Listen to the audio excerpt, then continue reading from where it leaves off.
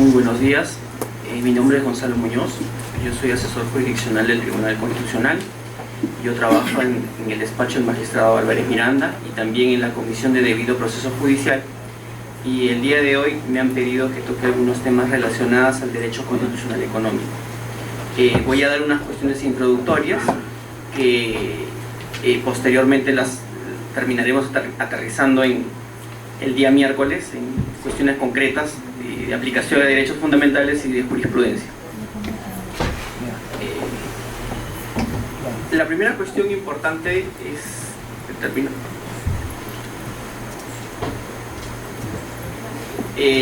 nuestro Estado es un Estado social y democrático de derecho. Entonces, según como está regulada en los artículos 3 y 43 de nuestra Constitución, nuestro Estado es una república social y democrática de derecho. Esto quiere decir de que estamos en una opción intermedia. No estamos en un Estado liberal que se caracteriza básicamente por un Estado abstencionista. Esto es, un Estado que da un margen amplísimo a los particulares para que desarrollen sus propios proyectos de vida, sus propias actividades empresariales, sin el cual el Estado simple y llanamente se delimita a permitir que esto ocurra. Esto no es el modelo de Estado que nuestros constituyentes han recogido. Nosotros tenemos un Estado no interventor, porque tampoco es un Estado social en el que las cuestiones económicas estén planificadas por el propio Estado, ni tampoco liberal del todo. Estamos en una economía social de mercado y por ende estamos en una opción intermedia. Es un tipo de Estado cuyo objetivo es la búsqueda de una sociedad más equitativa, en la que cada uno pueda desarrollar su propio proyecto de vida. Para esto es importante que el Estado garantice determinadas cuestiones mínimas, como por ejemplo una educación de calidad, unos servicios básicos elementales para que, como ya lo hemos dicho, cada uno pueda progresar y hacer con su vida lo que cada uno desee. Siguiente cuestión, por favor. En ese orden de ideas, el tránsito de un modelo u otro, esto es del Estado liberal al Estado social y democrático de derecho, importa un redimensionamiento del propio Estado. Entonces, ¿qué implica este redimensionamiento? Que el Estado deja de hacer unas cosas y se limita a hacer otras. Pero esto, y valga la importancia precisarlo, no implica necesariamente un repliegue del Estado. Existen muchas voces que lo que están pidiendo es que el Estado simple y llanamente deje a los particulares que hagan lo que, darles un amplísimo margen de libertad sin que el Estado intervenga. Pero el Estado tiene que intervenir porque necesariamente el objetivo, que esto es la consecución de una sociedad más justa, requiere el concurso del Estado.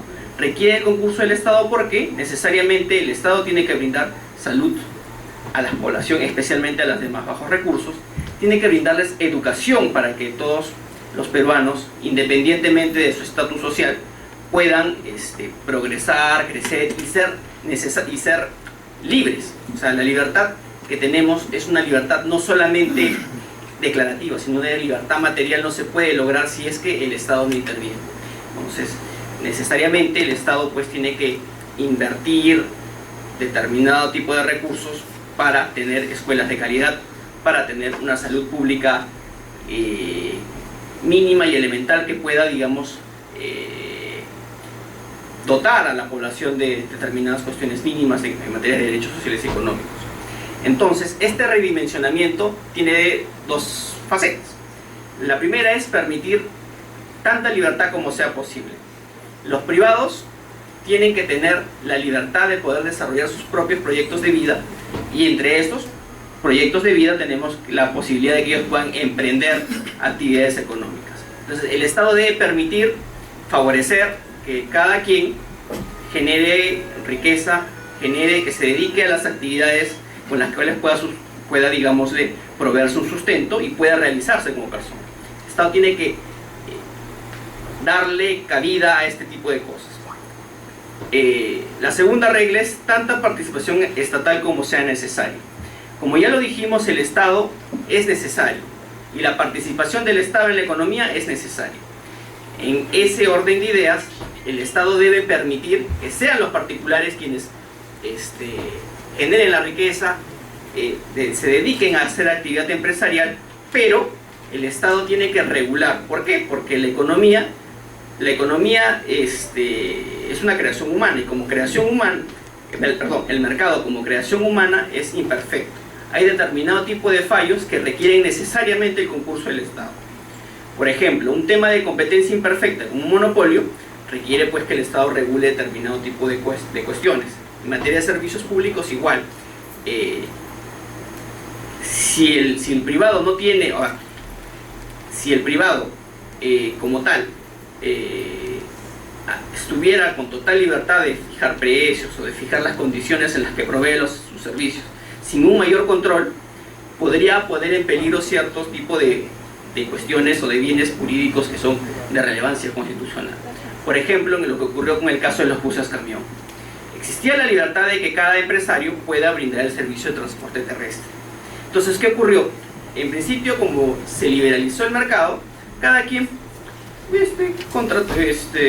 compraba un bus o compraban camiones, los adecuaban, quitaban la tolva, lo acondicionaban para transportar pasajeros. ¿Y qué se hacía? Se empezaba a brindar ese servicio. El problema del bus camión es de que el propio chasis era de no brindaba un estándar de seguridad razonable. Entonces era necesario que el Estado, por más de que los privados manejen bien o que tengan sus choferes calificados, ponga límites y regule. ¿Y la regulación qué cosa dijo? En este caso queda proscrita, o sea, es prohibida la participación de agentes económicos que brinden el servicio de transporte terrestre en buses que no sean fabricados para tal objeto. Entonces se prohibió el ingreso de buses camión. Otro tema en el que vemos la importancia de la regulación estatal es, por ejemplo, el expendio de comidas. El Estado, cada privado puede, si es que lo desea, emprender actividades de este tipo. Y puede expender alimentos, expender comidas, y bueno, si tiene una ganancia y le es rentable, pues bienvenido sea. Da trabajo, paga impuestos, y no hay problema. Pero, ¿qué ocurre? Que el Estado tiene que regular.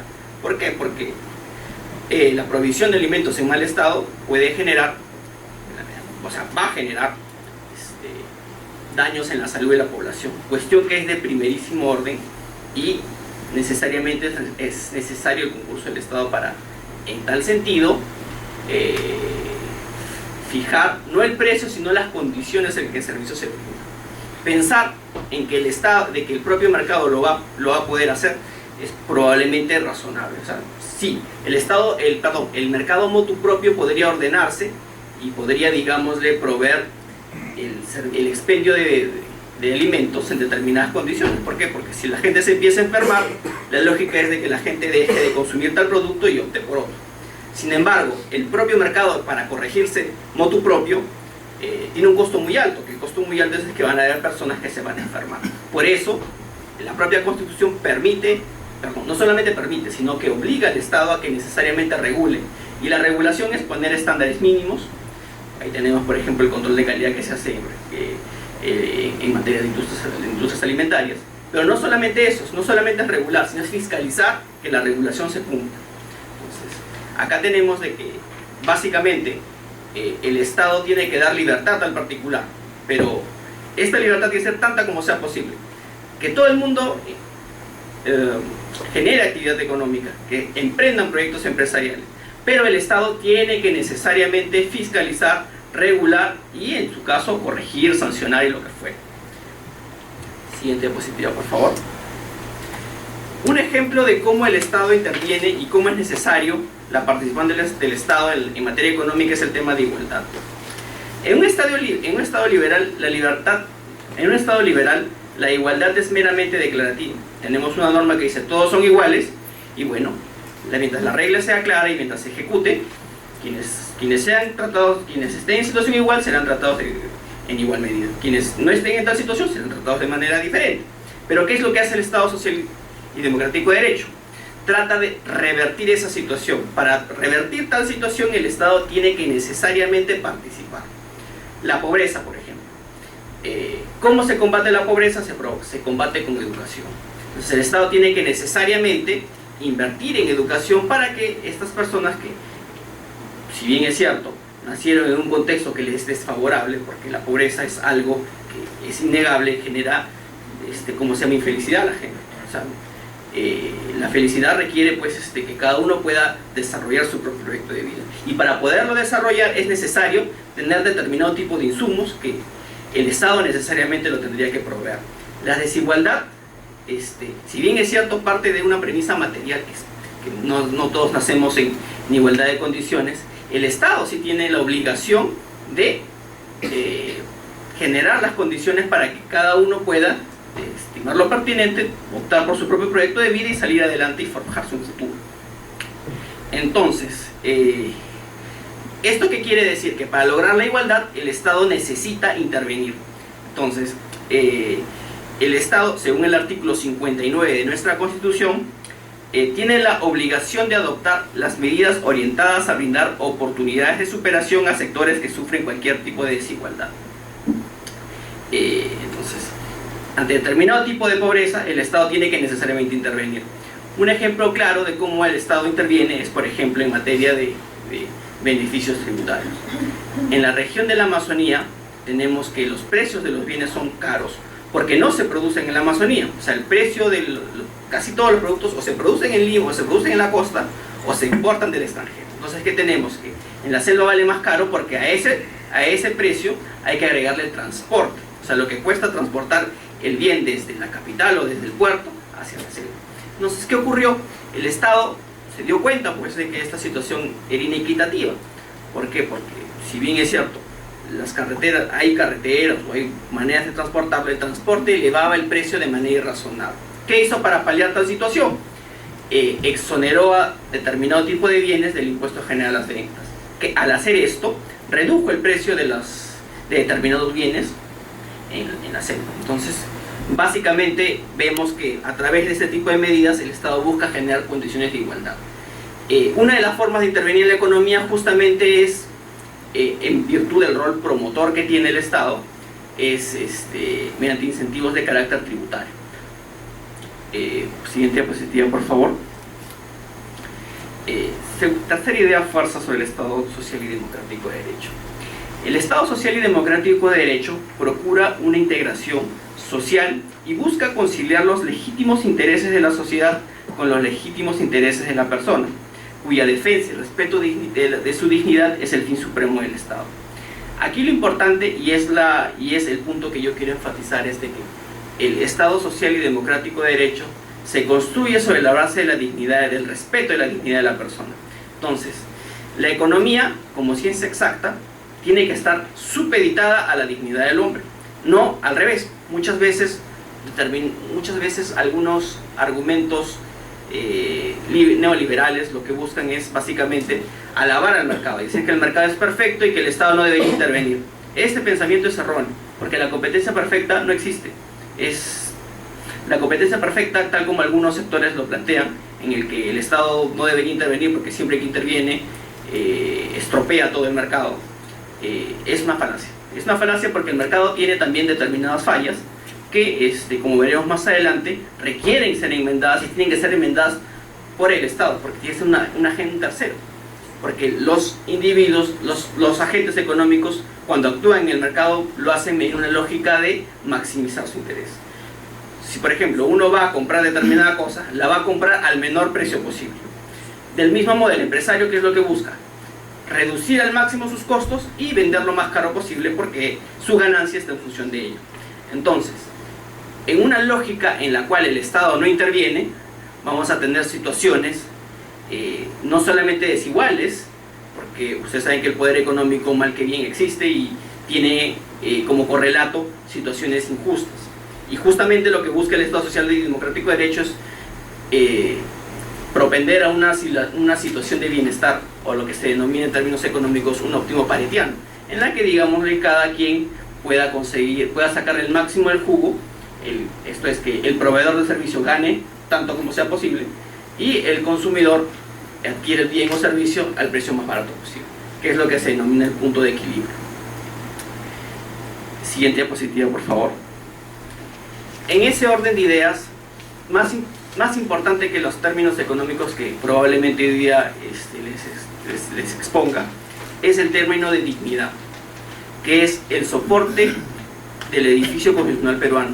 Recordemos que el Estado se construye, o existe el Estado básicamente para salvaguardar la dignidad de la persona, que es el presupuesto ontológico de todos los derechos fundamentales, incluyendo desde luego los de contenido económico. No hay derecho fundamental que no se base en la dignidad humana, porque la dignidad humana es el cimiento sobre el cual se justifica darle determinado carácter de fundamental a determinado derecho. En ese orden de ideas, la persona está consagrada como un valor superior, y el Estado está obligado a protegerlo. El Estado no está obligado a proteger la economía, porque la economía es un medio, es un instrumento para lograr determinadas cosas. Hay determinada lógica neoliberal que señala que el mercado es un fin en sí mismo, y lo que hace es proteger al mercado, porque es en esa idea equivocada, en mi opinión. El mercado se corrige solo, el mercado no tiene errores, el mercado es el mejor asignador de recursos. Y en parte es cierto, el mercado es, o sea, una de las cuestiones en las que la economía influye en la vida es que el mercado es un asignador de recursos. Si este celular vale 100, es porque el mercado dice que vale 100. El productor puede haber incurrido en determinado tipo de costos, y puede ser de que para el productor el producir este celular valga 150. Pero si la competencia vende celulares a menos, obviamente que el precio del productor o lo pierde o no lo vende. Entonces, lo que tenemos es eso. O sea, la economía no es un fin en sí mismo. Lo que prima, o sea, lo que es lo importante es de que la economía es un instrumento para lograr determinado tipo de cosas. Entonces, la persona no puede ser un medio para lograr una economía estable, sino por el contrario, la economía tiene que estar supeditada a lograr la dignidad humana y lograr la felicidad, pues, de la población. O sea, necesitamos un estado de bienestar, y para eso la economía es un instrumento, un fin. Entonces, lo que se protege no es la economía en sí misma, lo que se protege es la libertad humana. Siguiente diapositiva, por favor. En ese orden de ideas, el Estado social y democrático de derecho promueve la existencia de condiciones materiales para alcanzar tales objetivos, lo cual exige una relación directa con las posibilidades reales y objetivas del Estado y con la participación activa de los ciudadanos en el quehacer estatal. En una economía social de mercado y en un Estado que es consustancial al Estado social y democrático de derecho, el Estado tiene que retrotraerse y permitir que sea el privado el motor de la economía. En ese orden de ideas tiene que generar las condiciones necesarias para que sean los privados quienes impulsen el desarrollo del país. Para esto hay una serie de garantías que el Estado tiene que velar. O sea, hay determinado tipo de cuestiones que el Estado tiene que proveer, sin las cuales el mercado no sería posible. Una de estas cuestiones, por ejemplo, es el respeto de la propiedad privada, que ya no se entiende en los términos civiles de que la propiedad privada es absoluta y no puede ser modificada, y que el propietario es amo y señor del bien. No, esa posición ya está descartada, ha sido superada por la historia.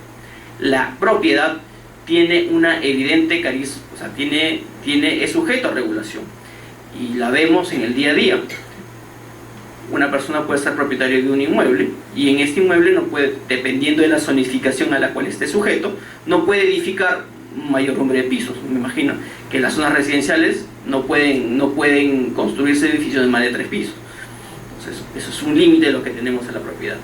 Existen otro tipo de límites, ¿no?, sobre la propiedad, ¿no? Por ejemplo, el propietario de determinado inmueble está sujeto a pagar un impuesto predial en función al valor del mismo. Entonces, yo soy propietario de determinado bien, cada año tengo que pagar, un bien inmueble, claro, cada año tengo que pagar un impuesto predial en función del mismo para contribuir en la provisión de servicios públicos del propio Estado, en este caso de un gobierno local. El punto al que quería llegar es de que en este caso es el propio Estado quien tiene que, digámosle, compatibilizar, o digámosle, tiene que generar las condiciones para que esto ocurra. O sea, las condiciones para que sea el propio mercado quien genere, pues, los incentivos necesarios y sea lo más eficientemente posible, ¿no?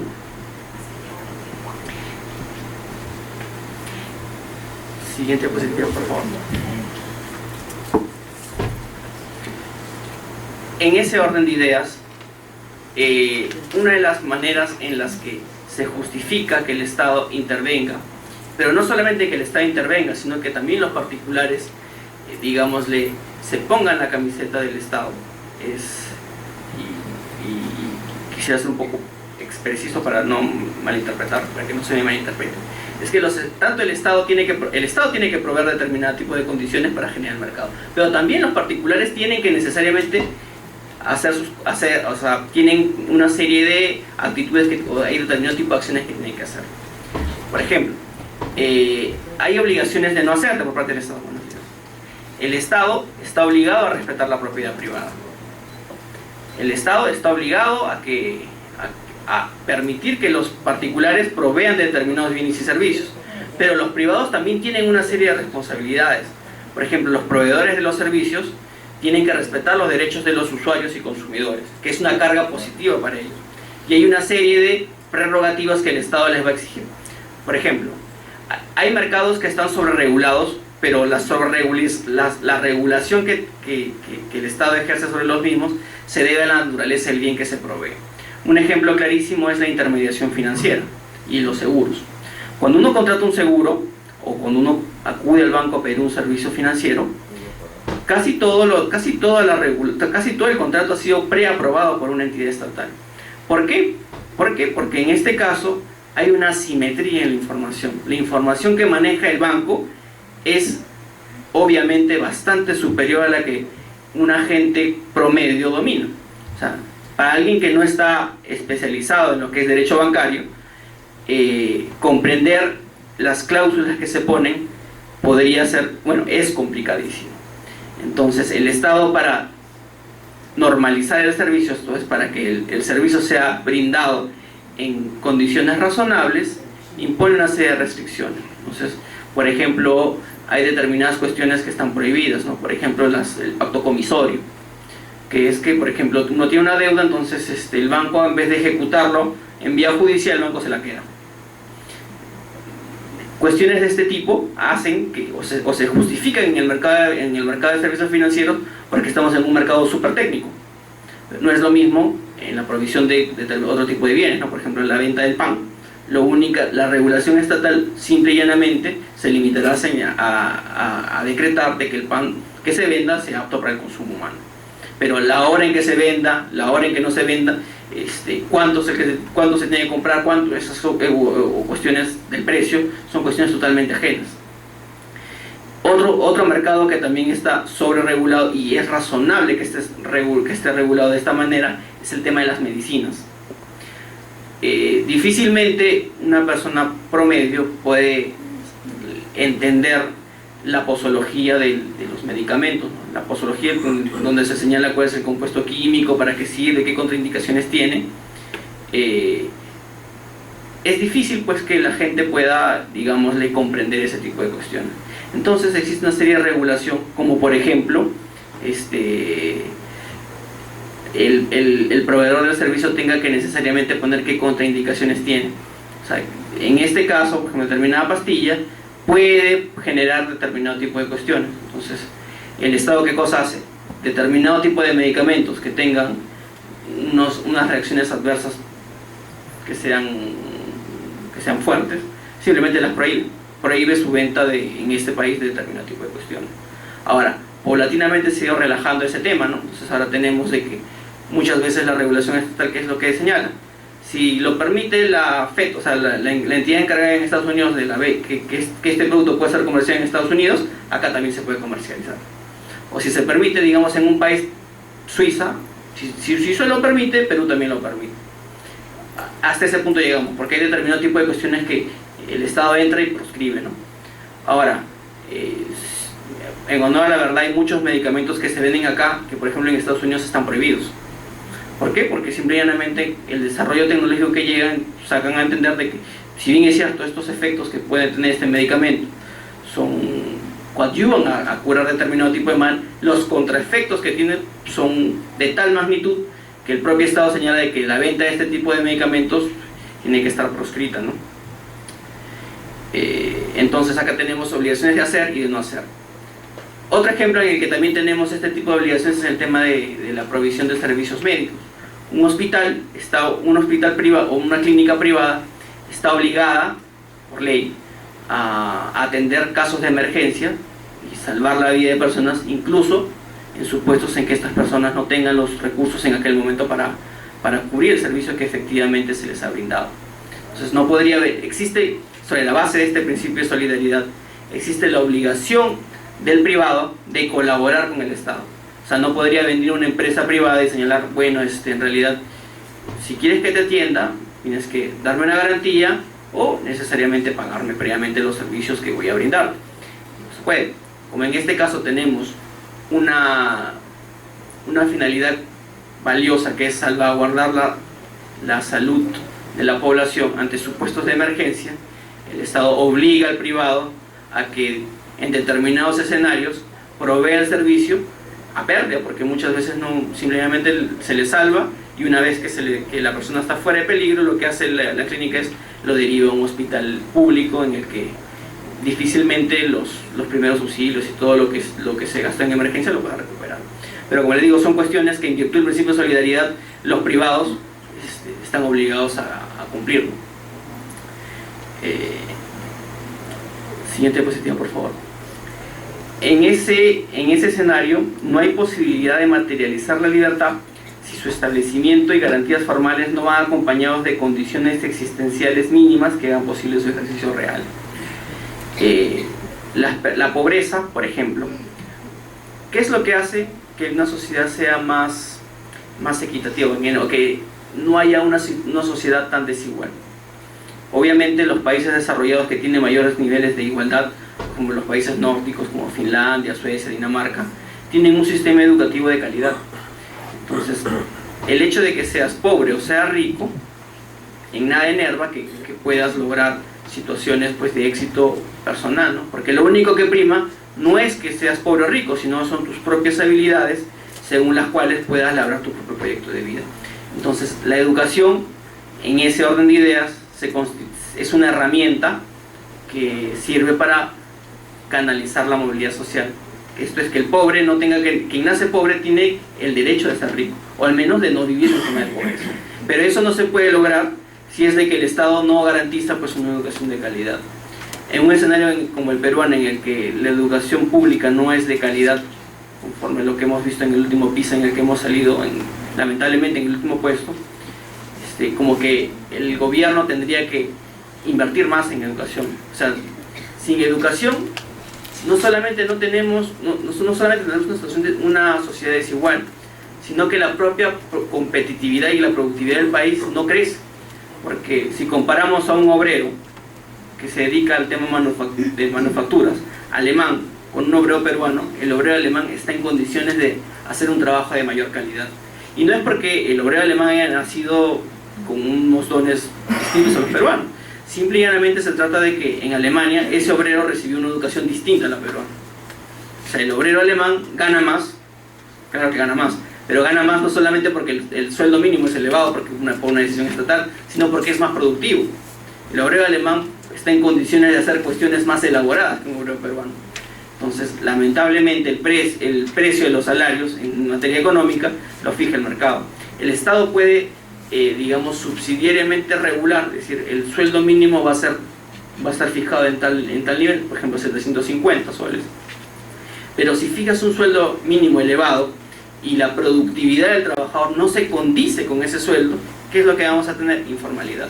O sea, los salarios mínimos, si bien es cierto, son importantes y necesarios, porque en una economía social de mercado, el Estado tiene que regular, entre otras situaciones, justamente lo que la gente gana. No puede desconocer o no puede crear situaciones artificiales en las cuales una persona que no genera tanta riqueza la obtenga.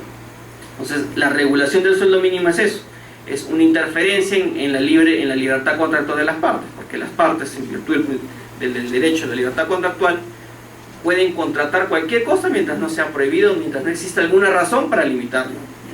En ese sentido, el Estado entiende que su labor social implica, entre otras cosas, regular este tema del derecho al trabajo y poner no solamente determinadas condiciones laborales ni determinadas cuestiones de seguridad e higiene, como también lo hace, sino fijar salarios mínimos. Pues el salario mínimo tiene que, de alguna manera, estar vinculado con la propia productividad de la mano de obra. Si no, lo que se crea es informalidad, porque se ponen, porque la regulación estatal pone vallas muy altas que no se condicen con la realidad. Si una persona no está capacitada para producir determinado tipo de riqueza, o sea, imaginemos un obrero que no está en condiciones de elaborar determinado tipo de cuestiones que se le manda, y ¿qué es lo que hace el empresario? Simplemente le va a decir: señor, usted discúlpeme, pero no, su labor no vale 750 soles, no me genera tal riqueza, y como no me genera tal riqueza, lo voy a tener que sacar. De lo contrario, ¿qué es lo que ocurre? Tenemos mano de obra que percibe un estipendio menor, un salario menor al mínimo. Entonces, ese es justamente uno de los problemas de la regulación. Un exceso de regulación, una regulación que va más allá de lo razonable, genera justamente informalidad. Y la informalidad es uno de los males que aquejan a la sociedad peruana. ¿Por qué? Porque la informalidad no solamente... O sea, la informalidad es un costo. O sea, las empresas informales no tienen crédito barato. El crédito que tienen, porque las cajas municipales o el crédito destinado a la microempresa es carísimo. Es tan caro que las vuelve a la postre ineficientes. Entonces, la informalidad tiene costos que necesariamente el Estado tiene que evitar, pero no los evita fijando salarios mínimos elevados, sino invirtiendo en educación para que la mano de obra de los trabajadores se incremente. Y así hacemos que el Perú sea más competitivo. Si la inversión privada, o sea, si las fábricas llegan a Colombia en lugar de Perú, no es porque Colombia sea más bonito que Perú, llega porque en Colombia la mano de obra es más calificada.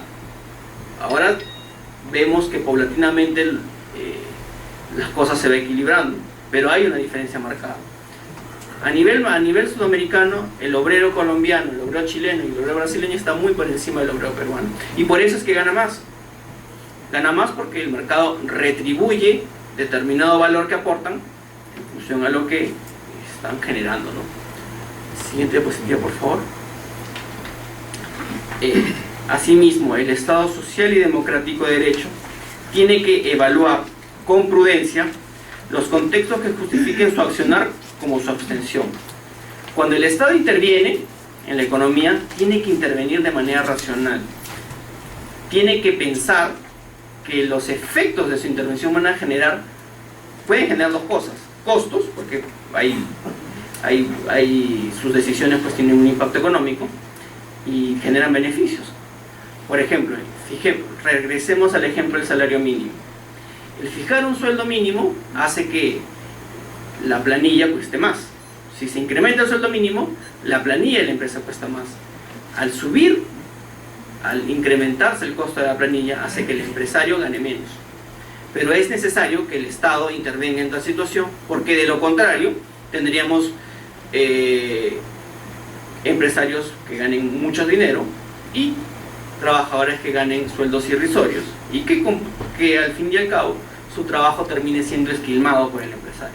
Entonces, ¿qué es lo que hace el Estado? El Estado tiene que intervenir, pero tiene que intervenir razonablemente. O sea, tiene que intervenir en materia económica, pero antes de intervenir tiene que hacer un estudio de cómo va la productividad del país, si el salario mínimo que se ha fijado es razonable para la coyuntura actual. Por ejemplo, hay cuestiones que, por ejemplo, el Estado no ha tomado en cuenta. El costo de vida en Lima es superior al costo de vida en provincia. Entonces, lo que justamente dicen los empresarios: está bien, en Lima se justifica tener un salario más de 750 soles, pero en algunas provincias donde no existe tal nivel de competitividad de la mano de obra y el costo de vida es más barato, ¿por qué tendría que fijarse un salario mínimo en igual medida que en Lima? Tendría que haber salarios mínimos diferenciados. El valor de una casa en Lima es obviamente mucho mayor de una casa en Puno, por ejemplo, en Ica. Entonces, este tipo de cuestiones tienen que ser sopesadas y merituadas por el Estado al momento de intervenir. Del mismo modo, cuando decide abstenerse de intervenir en determinado mercado, tiene que pensar en las consecuencias de su abstención. Un ejemplo claro es lo que ocurrió con el tema de las AFPs.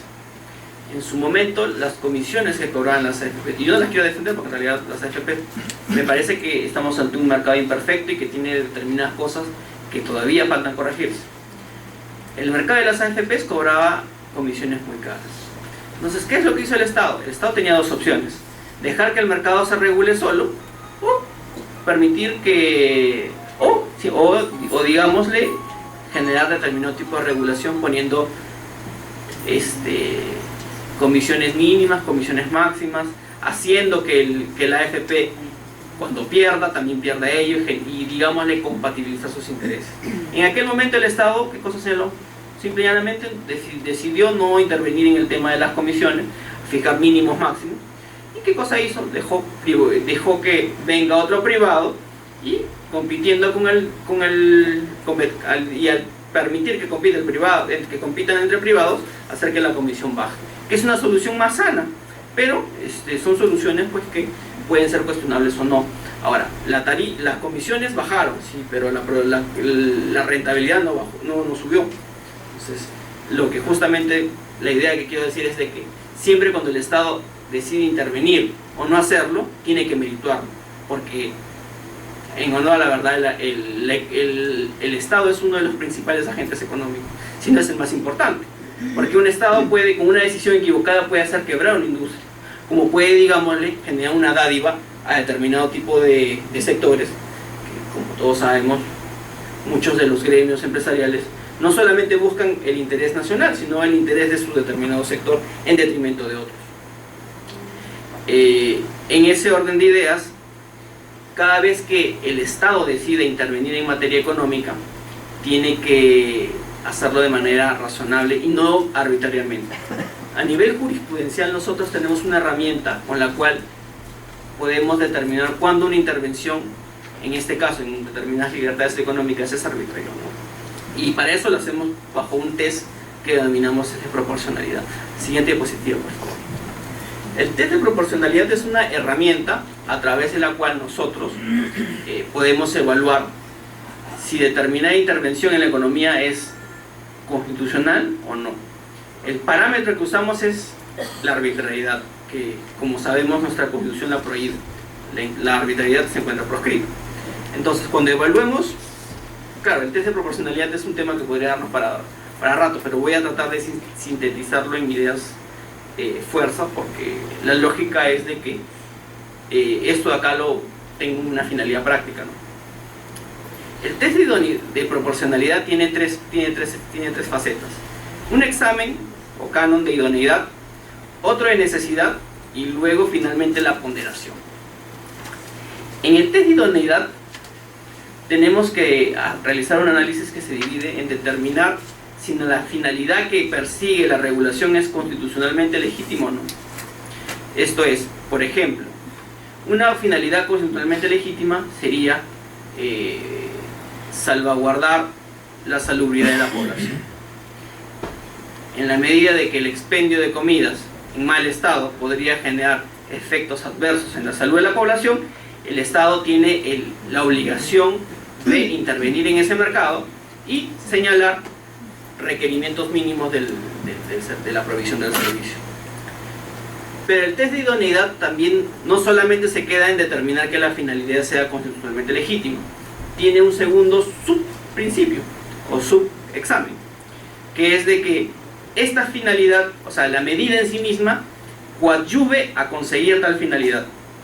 Por ejemplo, una medida que no sería idónea para eso sería, por ejemplo, para salvaguardar la salubridad de los alimentos, fijo como medida que por ejemplo, poner un precio mínimo, un precio máximo. Obviamente el que el precio sea barato o sea caro no se encuentra vinculada a la prestación de un servicio a unos alimentos saludables. No hay una relación causa-efecto entre ambos. Como no hay una relación causa-efecto, cualquier medida estatal que sobre pretexto de salvaguardar la salubridad de los alimentos y se limite a señalar tema de precios, al haber una incongruencia entre la medida que se quiere, que es positiva, que es loable, y el medio por el cual se pretende lograrla, se pretende conseguir tal resultado, esta incongruencia hace que la intervención sea arbitraria. Pero vamos a encontrar supuestos en que la intervención estatal persigue una finalidad constitucionalmente legítima, y es idónea porque a través de esta medida podemos conseguir tal objetivo. Entonces pasamos al siguiente test, que es el test de necesidad. En el test de necesidad lo que tenemos que hacer es una labor un poco más creativa. Tenemos que analizar si es que existen algunas soluciones alternativas. En primer lugar, si no existen soluciones alternativas, significa que, bueno, no hay otra salida que esta.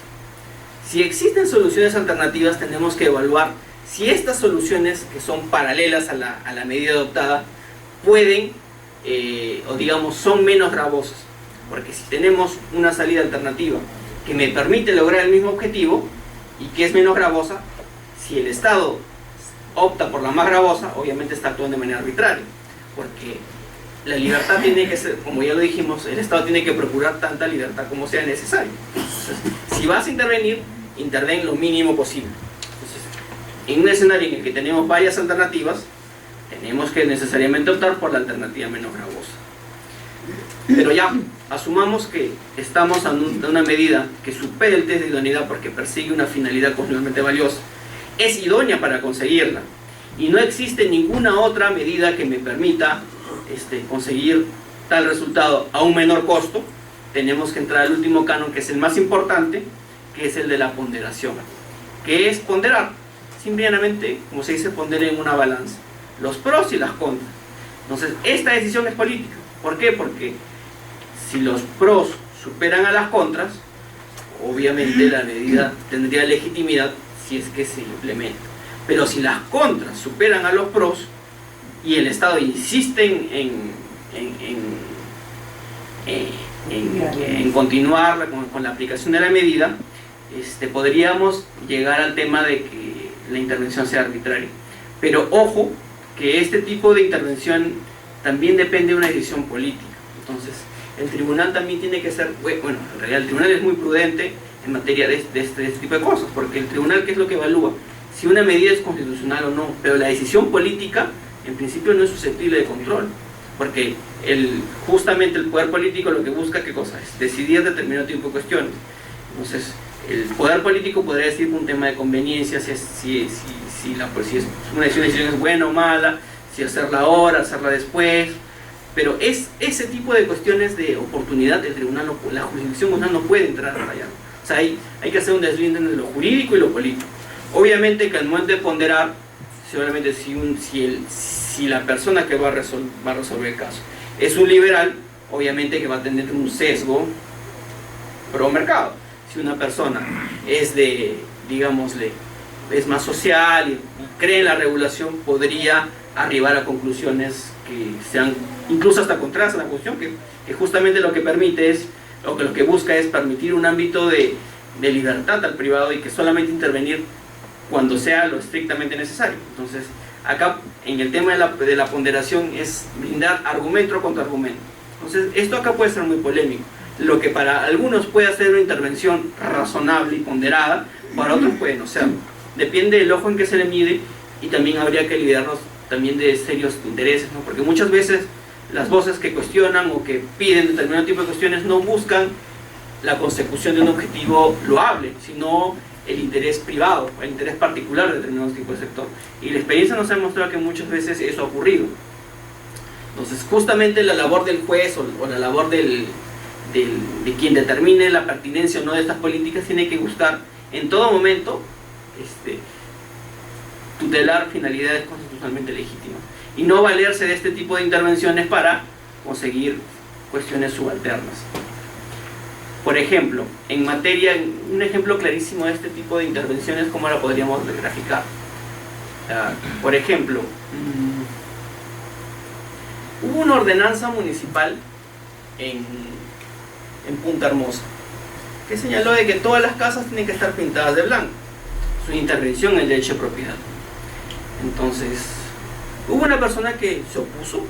¿Por qué tenía que pintar su casa de blanco? Si está bien que a la mayoría de gente le guste que su casa sea de playa, de que su casa de playa sea blanca, pero él tenía todo el derecho de hacer la casa del color que mejor le parezca. Entonces, cuestionó justamente esta ordenanza municipal. Entonces, ¿qué es lo que señaló la municipalidad para justificar tal decisión? De que el pintar las casas de blanco generaba que el calor se disipe, generaba mayor iluminación en las calles. Entonces, digámosle, por un tema de salubridad, que puede ser cuestionable o no, esa fue la excusa o digamos la justificación que brindó la municipalidad para poner tal medida. ¿Coadyuva la consecución de tal finalidad? Sí, pues había estudios que decían de que el blanco, bueno, la experiencia nos dice que el blanco hace que el espacio sea grande, que sea necesario que la iluminación se mejore, ¿no? ¿Existían otras medidas alternativas? Ahí sí. Obviamente cada parte que señala determinada cosa tiene que probarla. La otra parte es difícil, o sea, en este tipo de cuestiones técnicas, por ejemplo, es difícil a veces contraargumentar cuestiones. O sea, viene la municipalidad con un estudio técnico avalado por una universidad que señala de que el blanco genera mayor luminosidad, y obviamente pintamos la pared de blanco y tenemos pues un espacio más amplio. O sea, la experiencia nos dice eso. La otra parte no pudo señalar que este tipo de cuestión de que sea blanco no genera tal efecto, no lo puedo probar. Entonces pasamos al siguiente, que es el último tema, que es la ponderación, pros y contras. Ya, está bien, queremos que las paredes sean blancas, pero en realidad los beneficios de que todas las paredes, de que todas las fachadas sean blancas, justifica eso. O sea, el hecho que una casa sea, digámosle, celeste y todas blancas, hace que la iluminación del balneario se opaque. Yo creo que no. Pues el tribunal dijo que no. No. En este caso, si bien es cierto, había pues una finalidad pues constitucionalmente aceptable, la medida coadyuvaba a lograrla, no existían otro tipo de soluciones con las cuales pudiésemos encontrar menor opacidad en el balneario, pero los pros y los contras no justificaban que una persona que era propietario de un bien inmueble tenga que necesariamente pintar su casa de blanco. Obviamente que para la municipalidad el tema era clarísimo. Todos de blanco, uniformizados en el balneario, generaba pues mayor luminosidad. Ahora, en honor a la verdad, si me preguntan mi opinión personal, yo creo que es por un tema más que de luminosidad, por un tema de ornato. O sea, puede ser de que la aplicación del test de proporcionalidad por parte de la municipalidad tenía un sesgo, que es el sesgo de convalidar una situación estética, y en realidad a la municipalidad probablemente no haya tenido como finalidad principal o sea, como finalidad única y exclusivamente a generar mayor luminosidad en las calles, sino simplemente un tema estético, que todas las casas sean blancas, porque a determinado sector mayoritario de vecinos del balneario le gustaba pues blanco, ¿no? Tal el blanco se va a tono con la playa, el mar. Ese es un ejemplo en el cual yo les puedo decir de que la aplicación del test de proporcionalidad, si bien es cierto, es una herramienta válida para determinar cuando está bajo una situación arbitraria o no, muchas veces la carga del intérprete, o sea, la carga de quien ejecuta la medida, o quien va a evaluarla, o quien va a revisar su legitimidad o no, tiene mucho de subjetivo. Por eso, como les digo, en este caso, el órgano que se encargue de velar por la legitimidad de la misma tiene que ser prudente porque el legislador tiene un amplísimo margen para determinar qué cosa hacer y qué no hacer. La promoción porque el Estado tiene un rol promotor en la economía. Entonces, ¿qué promueve, qué no promueve? Es una cosa que en realidad le corresponde ya al poder político. Siguiente diapositiva, por favor. Ahora llegamos al tema que es el que nos ocupa, porque básicamente lo que hemos tenido son cuestiones meramente introductorias. La Constitución, ¿qué cosa es? Es una norma jurídica. Por ende, lo que se señala la Constitución tiene que necesariamente ejecutarse. Ya no estamos ante una norma programática que, digámosle, si queremos la cumplimos, si queremos no. La Constitución es una regla y todos nos tenemos que someter a la Constitución. Siguiente diapositiva, por favor. ¿Qué es lo que busca la Constitución económica? O sea, ¿qué es lo que buscan las normas de materia económica de la Constitución? Configurar un ámbito jurídico en el cual se desarrolle la actividad económica de nuestro país, y cuyo propósito es que la actuación del Estado y de los ciudadanos sea coherente con la naturaleza y fines del derecho, del Estado social y democrático de derecho. Entonces, la Constitución, ¿qué es lo que da? Da un marco jurídico. Estas cosas, o sea, traza una línea y dice, estas cosas se pueden hacer, estas cosas no se pueden hacer. El Estado no puede fijar precios En cuestiones, o sea, en cuestiones en las que no hay un fallo en el mercado, el Estado no puede fijar precios. El Estado no puede fijar cuánto vale determinado tipo de bienes. Ustedes han visto lo que ocurrió en Venezuela, ¿no? que Maduro ha señalado que hay especulación, así es de que ha fijado y ha reducido los precios de determinado tipo de bienes. Los televisores que costaban 10.000 bolívares los dejaban 3.000, etc, etc. Ese tipo de cuestiones el Estado no puede hacer, o sea, el Estado no puede fijar ese precio, porque el precio lo fija la oferta y la demanda. Entonces, si el Estado, si alguna vez decide hacer una cosa de estas, es obviamente que es inconstitucional. Dígame. En el caso de los medicamentos, como Estados Unidos son TLC, sobre todo medicamentos oncológicos y retrovirales, ¿no? Se exoneró de aranceles para que bajaran de precios, pero los laboratorios no han bajado el precio, ¿no? Al contrario, siguen manteniendo, entonces el Estado está perdiendo de vista. Ahí se podría aplicar un organismo regulador para que fije el precio. Mire, en el mercado de medicamentos es un mercado sumamente imperfecto. Y le voy a decir por qué es imperfecto. Porque en su génesis tiene un error.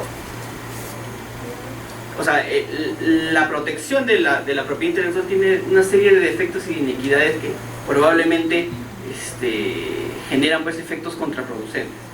Por ejemplo, imaginemos que yo invierto en la cura del SIDA. Entonces, digámosle que encuentro un retroviral el próximo año. Tengo 10 años para seguir lucrando con el retroviral. Entonces, en exclusiva yo tengo el derecho de que el retroviral me genere una regalía. Cada quien que consume el retroviral me tiene que pagar en el precio un determinado monto para lo que yo invertí en la producción del retroviral. Tengo 10 años para seguir lucrando con un monopolio en exclusiva del retroviral. ¿Qué pasa si en el año 7 encuentro la cura para el SIDA? ¿Qué incentivo tendría el empresario de dejar de vender el retroviral y vender la cura del SIDA? Ninguno.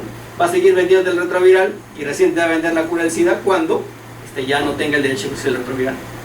Por ejemplo, una situación totalmente inequitativa, pero que en términos económicos puede ocurrir. Y en efecto, si ocurre, va a ocurrir, porque los laboratorios, más que pensar en salvar vidas, buscan generar rédito. No sé si me hace entender más o menos la figura. Entonces, por ejemplo, hay determinado tipo de enfermedades que matan a millones de gentes, principalmente en el África pobre, pero los laboratorios no tienen ningún interés en invertir en eso porque ahí no hay dinero, o sea, no hay plata no hay mercado que compre ese medicamento. Entonces, esas son situaciones que no se pueden negar. Ahora, yendo al mercado peruano, y yo le digo por qué estamos en una situación peor, o sea, por qué el mercado no puede solucionar el tema. Si usted se va al mercado de medicamentos, ¿qué es lo que tiene? Tiene medicamentos genéricos, que son compuestos químicos que cualquiera lo puede hacer, nadie tiene derecho exclusivo. Tiene medicamentos de marca. El medicamento de marca es el medicamento genérico, que simplemente le pones una marca y le pones cualquier tipo de componente adicional. Un componente adicional puede ser, por ejemplo, una determinada sustancia que por ejemplo, hay determinado tipo, un ejemplo le explica todo. Hay determinado tipo de medicamentos que hacen daño al estómago, que te causan cierto malestar. El genérico es eso. El de marca, ¿qué hace? Tiene un compuesto adicional que hace que no te duele el estómago. Obviamente ese compuesto adicional tiene un precio, pero el medicamento de marca vale el genérico más ese componente adicional, el costo del genérico más ese componente adicional, más el valor de marca, que es un intangible, que puede ser por la marca Roche, te vende más caro que la marca Pepfar. ¿Por qué? Porque obviamente invierte en marketing, publicidad, etc. Ahora, ¿por qué te digo que en este caso veo que el mercado tiene más imperfecciones de las que el legislador se ha planteado? ¿Por qué los medicamentos caros son tan caros en el Perú? Por una sencilla razón, de que entraron los seguros.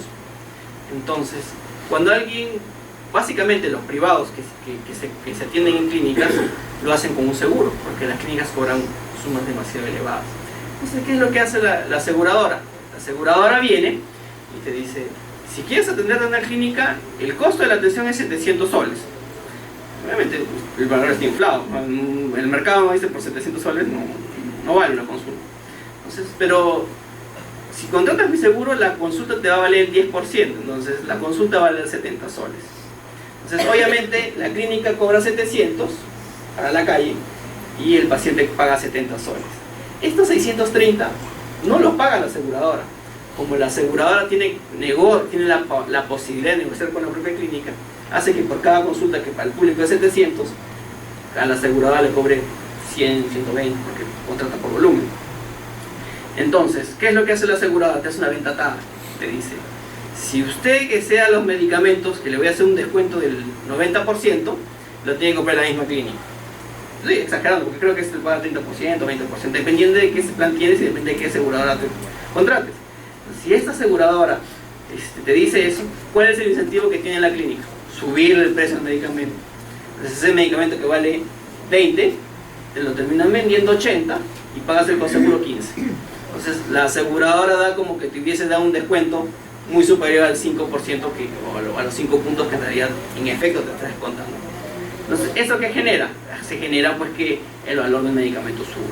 Porque los bienes tienen un valor en el mercado. Mientras más sube la demanda del bien y menos oferta, bueno, sube. Más oferta, menos demanda, el valor del bien baja. Entonces, tú tienes de que el mercado de medicamentos no es un mercado perfecto. Como no es un mercado perfecto y tiene muchas inequidades, necesariamente el Estado tiene que regular. ¿Y tiene que regular por qué? Porque la experiencia, como usted bien lo sabe, la experiencia dice que el valor del mercado está inflado. Y si, por ejemplo, a alguien le dicen, para tal mal tiene que tomar determinado medicamento, esta persona puede determinar de que existe un medicamento mejor a ese. No. El médico le va a recetar un medicamento porque a su juicio este es lo que mejor curaría determinado mal que la queja. Pero puede ser probable, puede ser posible. No hay que negar simplemente incondicional de que existe un medicamento más barato que ese que le pueda curar en mejor medida. Pero ¿por qué el médico no se lo receta? Porque el médico tiene convenios, las clínicas tienen convenios con las aseguradoras y tienen convenios con los laboratorios. Entonces, este tipo de cuestiones de inequidad si quieren ser corregidas, obviamente la decisión de corregirlo no es una decisión estatal, tienen que contar con el Estado. Ni las clínicas, ni los laboratorios, ni los aseguradores, ni las aseguradoras tienen el incentivo de, digámosle, de pedir que se modifique, ¿no? Porque el statu quo les beneficia. Todas ellas tienen mayores niveles de rentabilidad a costa, si es que cabe el término, de la salubridad de la población. Pero como repito, el tema es ese, ¿no? O sea, el tema es, y he tratado de resumir en buena cuenta cómo es el mercado, porque el mercado de fármacos es súper complicado y tiene más aristas. Ahora, ¿qué es lo que hizo el Estado? El Estado hizo una cuestión un poco ingenua. Y es una opinión personal, que no tiene por qué vincular a la institución en la cual yo trabajo. ¿Por qué es ingenuo? Porque dijo, si baja el valor del arancel, el medicamento es más barato. Si es más barato, yo puedo comprar aquí o aquí, el que venda más barato. Pero si la gente se tiene en clínicas y todas son de marca y la gente no tiene la información de que cuál medicamento es mejor, va a confiar ciegamente en el médico. Y si el médico pertenece a una clínica y la clínica tiene por política de recetar tales cosas porque tiene un convenio justamente con la aseguradora, ese sistema no funciona. O sea, en un escenario de competencia no perfecta, sino una competencia más racional, sí, pues si este celular vale 10.000, que es el G, y tengo un iPhone que vale, bueno, el G vale 10, pero tengo un iPhone que vale 8, yo no me compro el G, me compro el iPhone. Pero en este caso yo no puedo determinar qué medicamento es mejor o peor porque yo no soy médico. Y dos, el médico, más que brindarme un servicio de salud, esa es la lógica del servicio del médico, también tiene que velar por los intereses de la clínica. Y la clínica tiene que velar por los intereses de sus propios intereses. Es por eso, por ejemplo, no sé si ustedes conocerán que se hizo un estudio hace poco tiempo sobre las cesáreas. Ahora una mujer está en estado de gestación y quiere dar a luz y la clínica dice cesárea. Todo quiere sacarte cesárea porque obviamente no es cesárea cobra más. Pero la estadística te dice de que no hay ninguna razón médica para que el número de cesáreas ahora se haya incrementado en el pasado. Más bien tendría que reducirse porque ahora tenemos radiografía. Yo no sé nada de eso, pero yo asumo que ahora es posible determinar el sexo del menor, puede determinar en qué posición está. Entonces no habría ninguna razón para que el número de cesáreas se haya incrementado. Pero como el local es tan imperfecto porque el paciente no puede determinar cuál de las dos salidas es mejor ni está en condiciones de luchar con ese poder que tienen las clínicas atadas a los laboratorios y atadas a las aseguradoras. Es de que prácticamente todas las clínicas, cuando mujer esté, cesárea. Entonces, ese tipo de cuestiones de inequidad tendrían que requerir pues del concurso de Estado para corregir. Ahora, esa es una decisión política y bueno, ya le corresponderá pues al legislativo ya regular el tema, ¿no? O ver qué hace, ¿no? Siguiente diapositiva, por favor. No sé si con esto absorbí tu pregunta.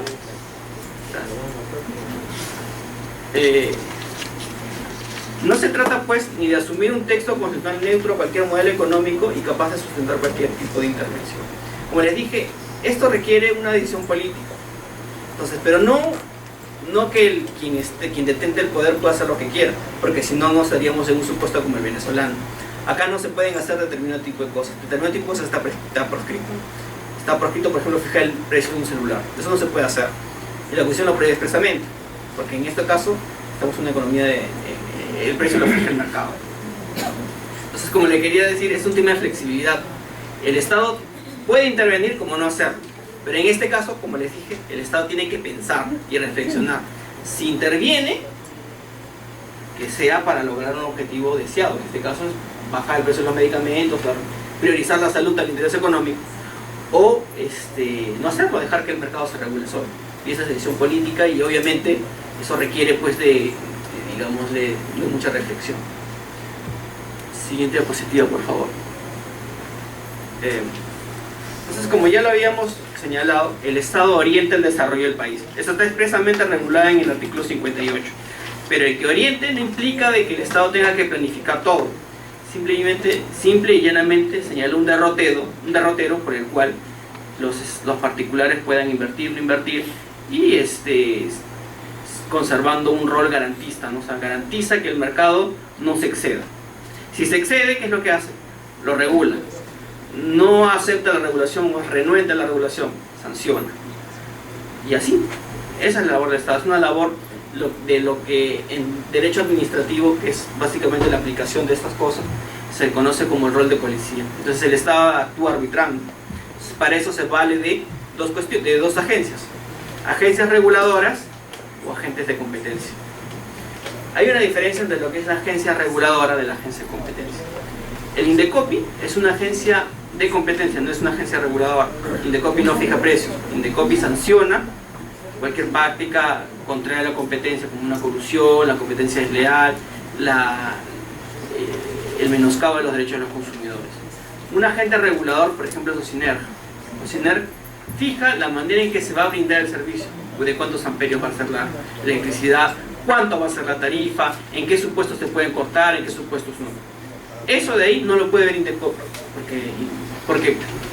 porque justamente estamos ante una agencia reguladora. ¿Y por qué se regula? Porque es un servicio público. ¿Y por qué es un servicio público? Porque el Estado entiende de que la provisión de determinado servicio es de tal importancia que no se la puede dejar al mercado. Entonces, ¿qué es lo que hace? Hace que determinado tipo de bien o servicio sea proveído en determinado sector bajo determinadas condiciones de prestación. O sea, regula la prestación misma, regula el valor de la contraprestación y regula todo, ¿no? Por ejemplo, en el servicio de energía eléctrica se justifica que el Estado lo haya catalogado como servicio público y le dé ese tratamiento. ¿Por qué?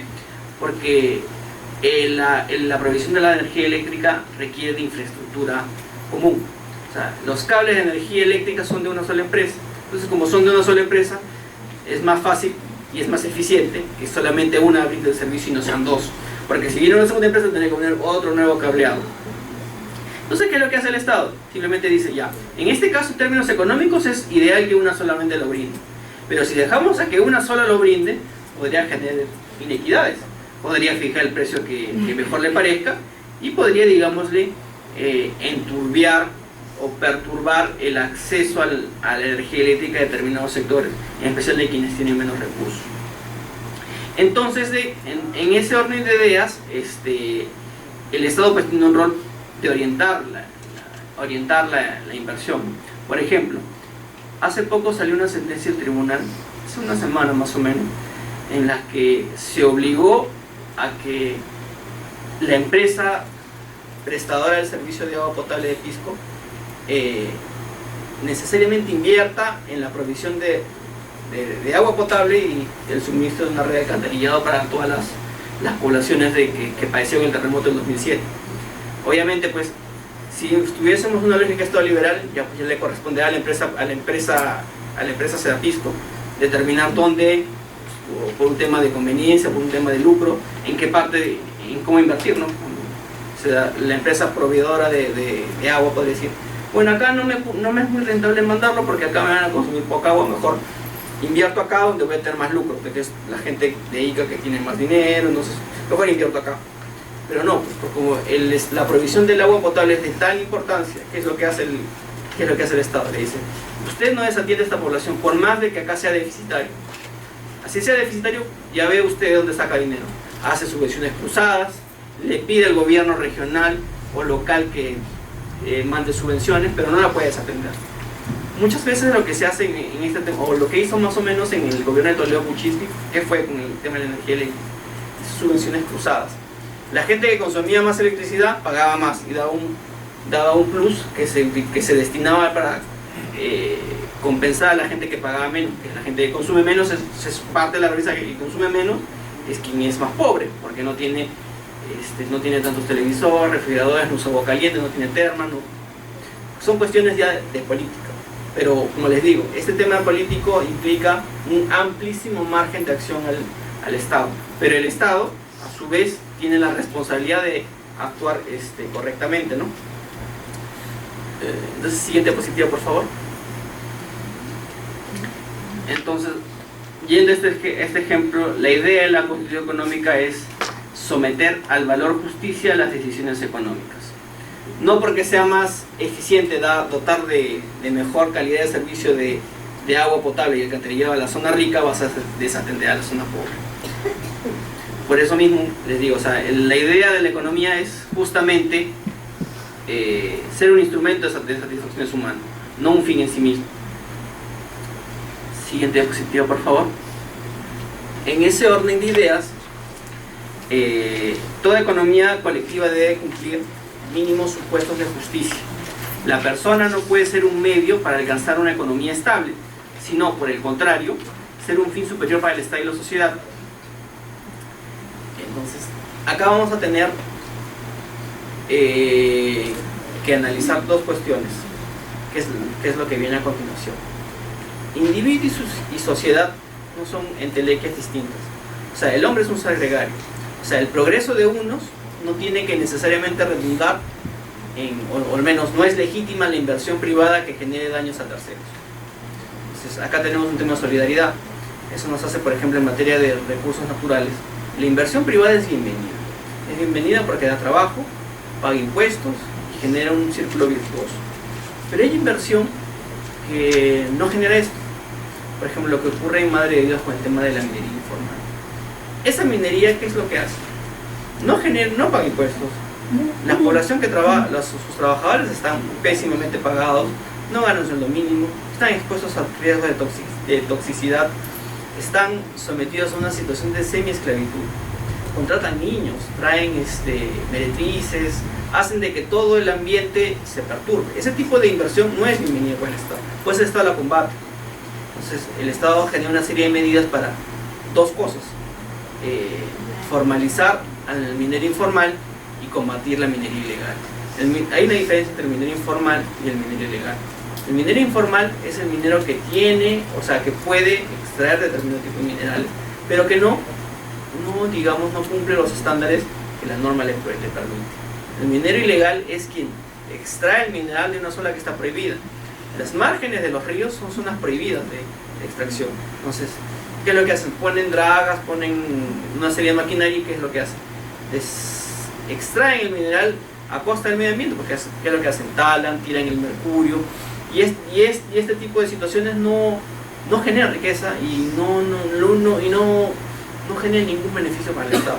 Como no genera beneficio para el Estado la combate. Siguiente diapositiva, por favor. Entonces, justamente esa es la idea de la que dice: individuo y sociedad Perdón, pero más que economía es un atentado contra el medio ambiente, porque lo que deja la minería informal es el relave, y eso es lo que prácticamente contamina y mata todo. Y entonces la principal fuente es el agua, por ejemplo. Esa es la principal. Entonces, ¿qué está haciendo, por ejemplo, países como Chile?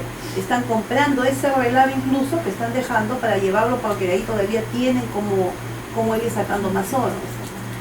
Finalmente es más, si sopesamos en una balanza, cuánto de economía no le deja al Estado, pero es mucho más perjudicial para el Estado, porque prácticamente ahí ya se viene un tema de salud con la población, se viene un tema de medio ambiente, no hay verde que crezca, es decir, es fatal todo. Claro, es como la misma.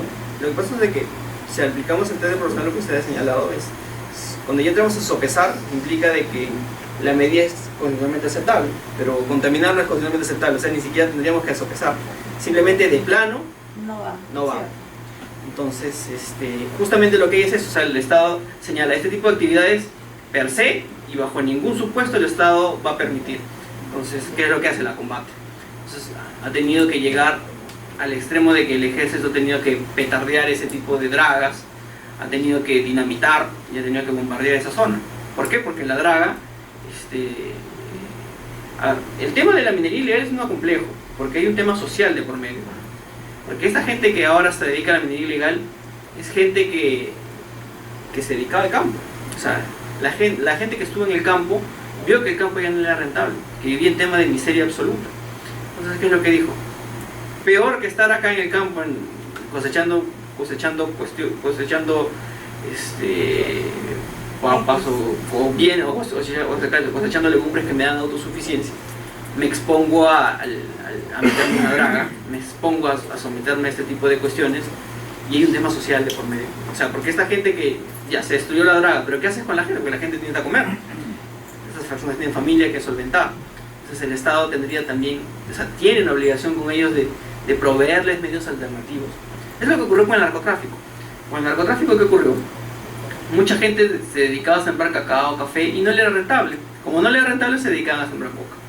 Entonces, ¿cómo se ha podido erradicar el narcotráfico de algunas zonas? Por ejemplo, San Martín, ¿cómo lo ha erradicado? Bueno, no es que lo ha erradicado totalmente, pero sino ya lo ha reducido a niveles mínimos, simplemente dándole a la gente la posibilidad de sembrar otras cosas. Y obviamente con el compromiso de que alguien va a comprarlo. O sea, Estados Unidos compra ese café caro y ese cacao caro, que obviamente es mucho más caro y no es tan bueno como en otras localidades, pero a cambio de ¿qué? A cambio de que ya recibe la droga. O sea, es una subvención cruzada. Entonces, este tipo de cuestiones de la minería ilegal, también hay un tema de justicia que el Estado tiene que ver, porque nadie en su sano juicio se mete a la minería ilegal si es que tuviese alguna posibilidad de ganarse la vida en otra cosa. O sea, es la propia gente que se ve en la necesidad de llegar a ese extremo. O sea, nadie manda a sus hijos de 12, 10 años a la draga si es que no está obligada. O sea, si tuviese dinero para darles una alimentación de calidad y una educación, no los manda a la draga. Pero la situación es así de calamitosa, ¿no? O sea, hay una pobreza que es extrema, que obliga a esta gente a meterse a esa espiral de contaminación, ese espiral negativo, y no hay ninguna solución. Entonces, el Estado tiene que combatirla, pero también el Estado tiene que no desatender a esa gente, porque esa gente necesita comer, necesita trabajar. Entonces, eso más que nada hace que el valor justicia en la economía sea importantísimo. Entonces, hay una implicancia recíproca. O sea, la riqueza de uno no tiene por qué perturbar los derechos del resto. Entonces, no solo el derecho del resto, sino también otro tipo de bienes, como por ejemplo el mantenimiento de un ecosistema pues saludable, ¿no? Porque el ecosistema saludable no solamente es un tema de solidaridad con la gente que vive ahí, es solidaridad con las nuevas generaciones de gente que va a vivir ahí. O sea, no solamente le estamos haciendo un daño a la gente que actualmente vive ahí, sino a los que van a vivir ahí. Porque obviamente este tipo de cuestiones son cuestiones que se van a dar día a día. O sea, la gente va a seguir habitando esas zonas. Siguiente diapositiva, por favor.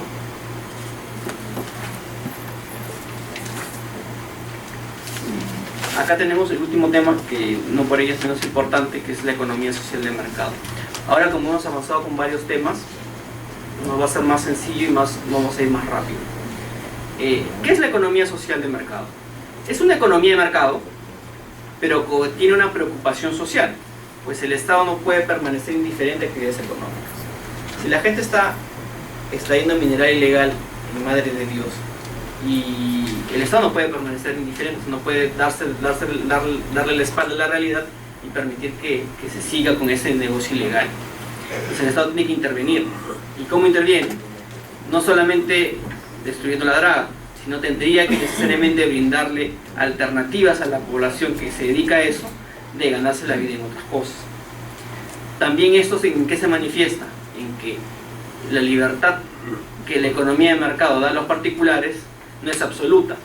El propio Estado tiene la necesidad de intervenir para salvaguardar determinadas cuestiones importantes.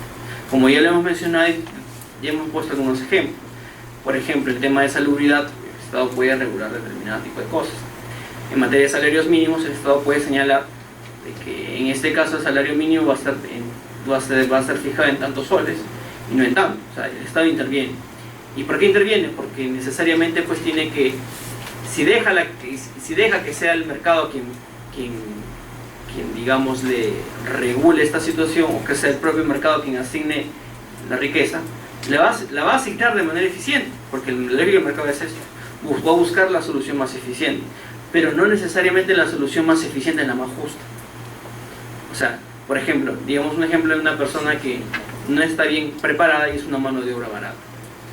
O sea, esta persona probablemente no pueda generar su trabajo no valga 750 soles.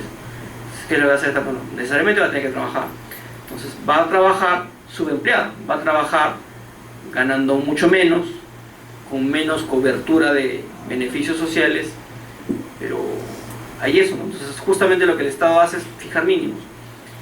Si fijas el mínimo muy alto, generas informalidad, y la informalidad tiene un costo, ya lo señalamos.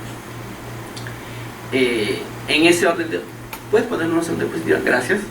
La perspectiva solamente económica de mercado constituye una negación de la persona humana. El mercado es eficiente por sí mismo, va a generar situaciones de eficiencia, pero como les repito, esta eficiencia no necesariamente es justa. O sea, como cada uno de los agentes económicos maximiza su bienestar, van a haber situaciones que el mercado no corrige, no porque no quiera, sino porque no le interesa. La provisión de una educación de calidad, obviamente, difícilmente vamos a tener un empresario que quiera brindar un servicio de educación de calidad a uno en Andahuaylas. ¿Por qué? Porque la gente en Andahuaylas no tiene la posibilidad de pagar por un servicio de esta calidad. La educación de calidad en Lima es cara, y si la comparamos a nivel latinoamericano es muy caro. Un buen colegio en Lima no cuesta menos de 800 soles. Si no es más, si estoy fijando un monto arbitrariamente superior al mínimo. Entonces, un colegio que cobra 800 soles en Andahuaylas se queda sin alumnos porque no habría mercado para el colegio. Entonces, como no hay mercado para eso, tiene que ser el propio Estado quien la brinde. Ahora, todos sabemos que el Estado no brinda una educación de calidad. La prueba de PISA nos ha enrostrado que nuestra educación estamos en la vanguardia del digamos, el primer mundo. Entonces, tenemos dos opciones. Ustedes saben que en el último PISA del 2009, el país que quedó último fue Panamá. Y ustedes saben por qué Panamá no figura ahora en el último puesto. Se separó, se fue.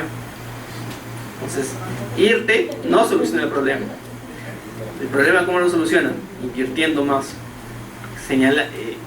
dando recursos para que la educación sea pues el motor del crecimiento económico. El crecimiento económico no se da por traer inversiones, se trae con educación, porque la inversión lo que va a venir es simplemente generar riqueza para ellos. La productividad del país se basa básicamente en la mano de obra que tiene, la mano de obra que es capaz de crear riqueza. Entonces, mientras el primer mundo exporta conocimiento, exporta know-how, patentes, marcas, acá todavía seguimos importando materias primas. O sea, nuestro modelo económico básicamente es primario exportador. Entonces es una cuestión ya también que en materia política ya tendría que cambiarlo. Siguiente diapositiva, por favor. Sí. un promedio de 22 patentes por año, no es nada. Hombre, el país que más patentes produce es India. Y la verdad que hay bastante por hacer, ¿no? Finlandia, creo. Finlandia, los países nórdicos también. Pero los expertos en software, donde hay más software es en la India. Entonces, la economía social de mercado supedita la participación de los grupos económicos al bien común y al respeto al interés general, estableciendo límites. O sea, como les dije, el mercado busca generar situaciones de eficiencia, pero la eficiencia no necesariamente es justa. Entonces, ¿qué es lo que hace el Estado? Busca poner límites al privado. Y estos límites son razonables en tanto superen el test de proporcionalidad. Esto es que no sean arbitrarios, que como ya lo dijimos, tengan una finalidad constitucionalmente válida, que la medida efectivamente coadyuve a conseguir tal finalidad, que no exista otra medida que sea menos gravosa y que sopesando argumento contra argumento valga la pena. Siguiente diapositiva, por favor.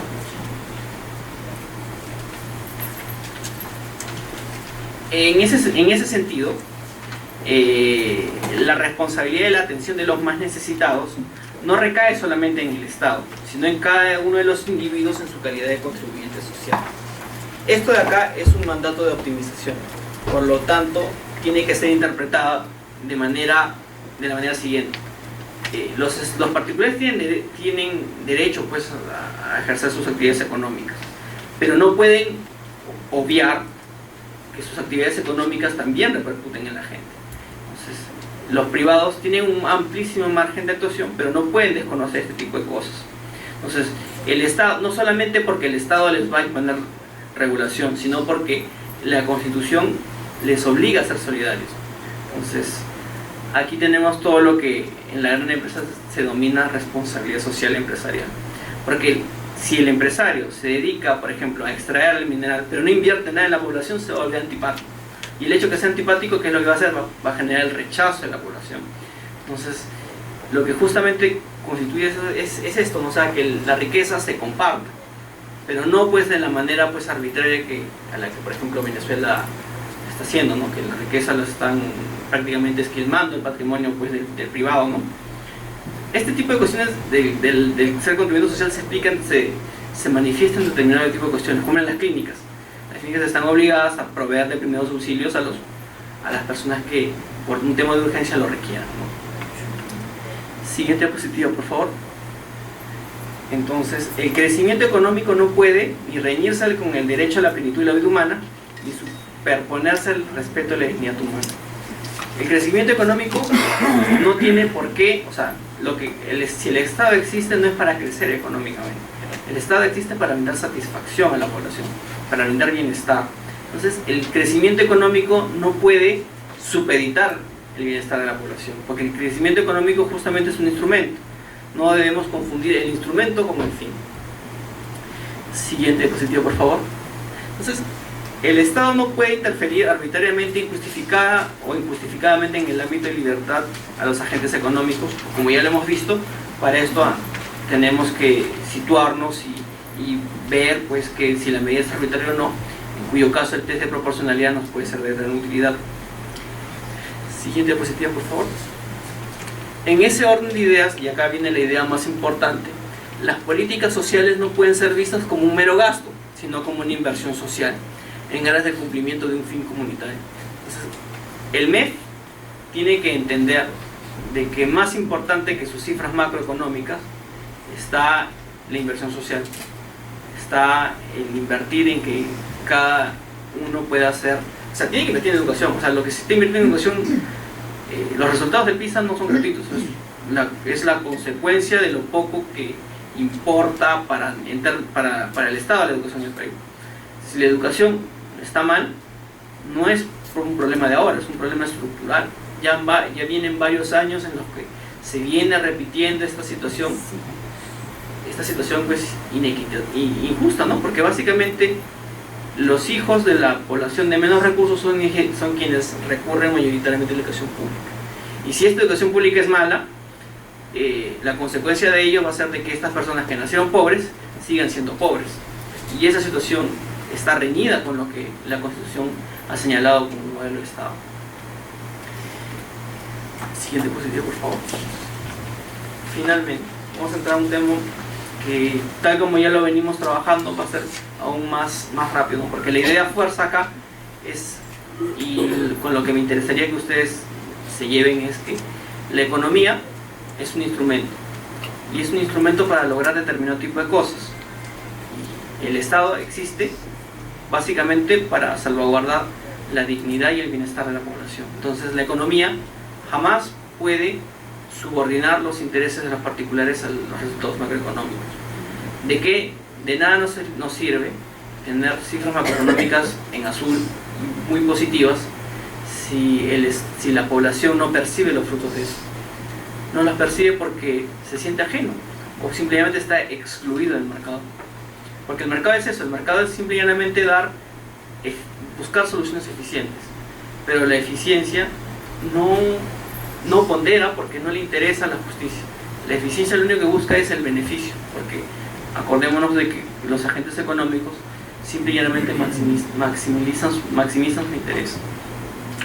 Entonces tenemos que la libre iniciativa privada, como ya lo podemos deducir, es el derecho a participar, emprender y desarrollar con autonomía plena la actividad económica de su preferencia, afectando o destinando bienes de cualquier tipo a la producción o intercambio económico con la finalidad de obtener un beneficio o ganancia material. En buena cuenta, ¿qué cosa es la libre iniciativa privada? Que cada uno decida invertir o ganarse la vida en lo que fuera. Pero ojo, las consecuencias de la decisión que libremente uno ha optado, que pueden repercutir de manera favorable o desfavorable, las asuma cada quien. Si una persona decide estudiar filosofía,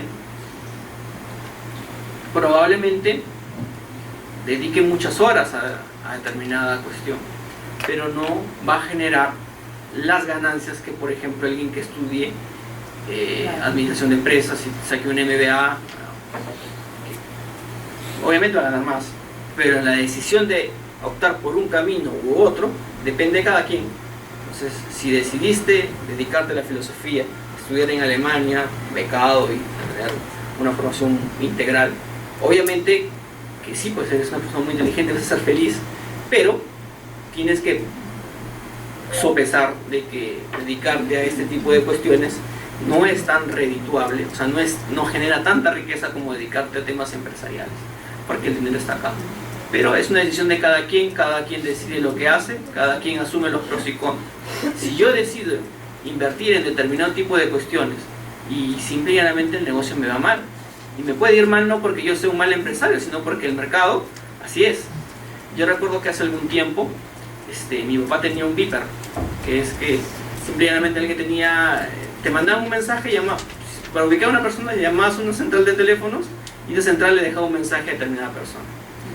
Obviamente que a quien se le ocurrió el beeper y tener una empresa de este tipo, en algún momento generó riqueza, generó una ganancia, generó utilidades. Pero la propia innovación tecnológica hace que a estas alturas de la vida el beeper no sirva. Dejó de existir no porque haya gestionado mal su empresa, sino porque la innovación tecnológica lo pasó. ¿Y lo pasó por qué? Porque ahora todo el mundo se manda mensaje de texto. Ahora ya ni se manda mensaje de texto, ahora todo el mundo se comunica por internet, que es más barato.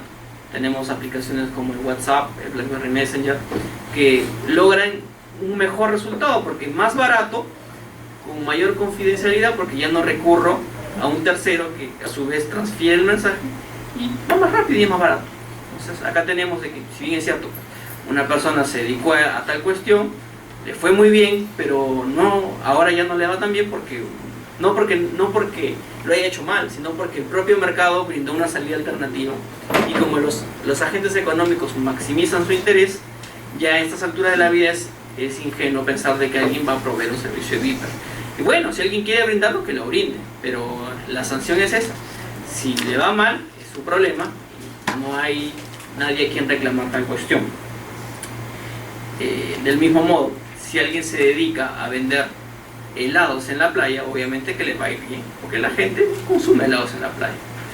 Pero poner su local en la playa, ¿qué implica? Implica que vas a ganar ingresos en todo el verano, pero en el invierno la gente deja de ir a la playa por obvias razones. Entonces, si insistes en seguir vendiendo helados en invierno, tienes que asumir las consecuencias de eso. probablemente no vas a tener el mercado que tuviste en el verano. Entonces, cada persona tendrá que evaluar si le conviene o no seguir en tal cuestión. No es el Estado que le diga, tienes que vender helados todo el año. Usted decide si que sea venderlos solamente en la temporada alta, o de repente en la temporada baja salir y dedicarse a otra cosa, o lo que fuera. Siguiente diapositiva, por favor. Entonces, aunque la Constitución de 1993 busca garantizar el máximo respeto de las libertades económicas, tal objetivo no puede concebirse de manera absoluta o aislada, porque como ya lo dijimos, el Estado tiene la necesidad de regular. Entonces, la regulación es necesaria, así a algunos sectores no les gusta. Entonces, esta regulación necesaria es importante y el Estado no puede obviarla. Siguiente diapositiva, por favor. Y esta es la última. Básicamente el miércoles voy a esbozar en mayor medida el tema de la actividad empresarial del Estado y le voy a citar ejemplos, pero no quería irme sin darle algunos temas así cortos. La actividad empresarial del Estado no es que esté prohibida, sino que también se encuentra regulada por la propia Constitución. Entonces requiere de una cuestión importantísima, que es un tema formal, una reserva legal absoluta. Si el Estado quiere invertir, tiene que pedirle permiso al Congreso. Es una cuestión formal. Y la cuestión material es de que la oferta del privado sea nula o inexistente. Nula porque al privado no le interesa, o inexistente, ¿cómo se llama? O no sea suficiente porque el privado invierte poco o no puede satisfacer la demanda de los consumidores. Ahora, tanto la inversión pública como la privada reciben el mismo tratamiento legal. Acá hay un tema que requiere ya mayor análisis, ¿no? Porque muchos de estos acuerdos de complementación económica dan un tratamiento al inversor privado distinto al nacional. Pero eso ya lo veremos ya el día de mañana, el día miércoles. Y un tema de problemas de incentivos. Si yo soy empresario, yo voy a gestionar mi empresa de tal manera de generar riqueza. O sea, no voy a dilapidar los recursos de mi empresa. Si el empresario es el Estado, este no tiene los incentivos que tiene el privado para gestionar eficientemente sus recursos. ¿Por qué? Porque su plata le es ajena. El dinero público gane o pierda la empresa y vuelva a cobrar su salario. Cuestión que, por ejemplo, no tiene el privado. Si el privado estima que el gerente hace una mala gestión, ¿qué es lo que hace? Lo separa. Ese tipo de cuestiones, ese tipo de incentivos no tiene la actividad empresarial del Estado. Pero esto ya lo trabajaremos ya el miércoles. Por mi parte, muy gentil, muy agradecido de su atención y esperamos verlos el miércoles.